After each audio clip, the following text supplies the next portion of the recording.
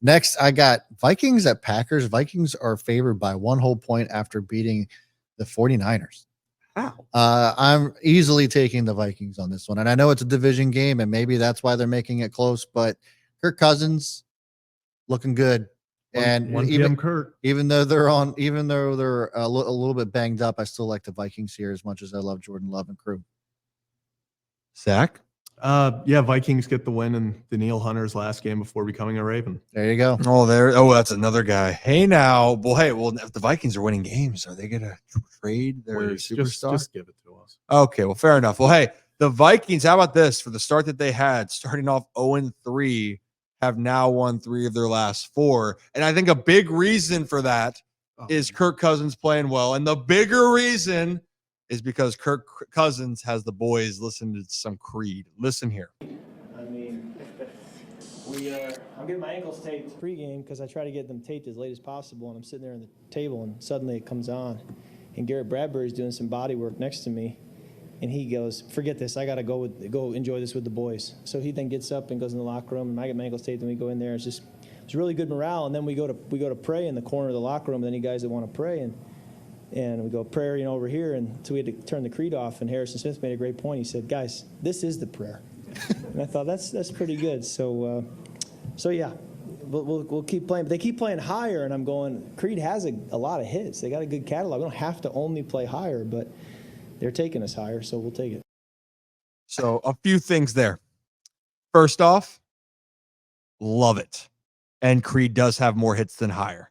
We were just listening to One Last Breath before we started this broadcast. That's why we're on delay. Yes, it was on delay. We had to finish the song. Hold me now. The voice isn't there, but I think there's something to it. Also, for those that are wondering why Creed's having some good energy, who's in the World Series that was listening to Creed throughout the playoffs? They came through, Baltimore won, and then went to Houston. Rangers. It's something in the music. It's Not at all. Okay, I was about to touch the mic there, still haven't yet. So I haven't yet. Smash the over. So an hour. still haven't touched it.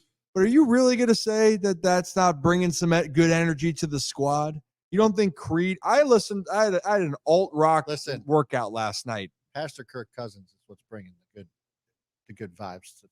Aren't the Rangers 0-1 though with Creed in attendance?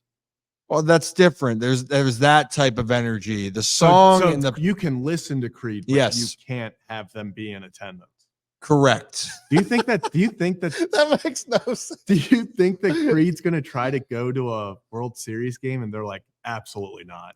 Oh, yes, I think you have to do whatever it means. Corey Seager's going to call him up and be like, "No, yeah, this is not the time to be putting your winless streak. The World Series, we can try again next year, but you're not coming to the World Series to test this. You know what? If they win the World Series, you can bring them to the parade. There you go. Live performance, but for right now, the live performance that we're seeing is the Vikings going to Green Bay.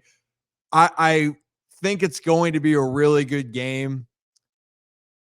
And I think the Vikings are feeling good, but I think Green Bay wins it. I think that they're going to be on such a high, and the Vikings, unfortunately, the Creed magic ends. Just kidding. Vikings win this game because of Creed. I was like, Vikings are going to win the Creed. Vikings are going to win because of Creed. They're going to get the 4-4, and hey, they're going to be right back in the thick of the NFC playoff picture.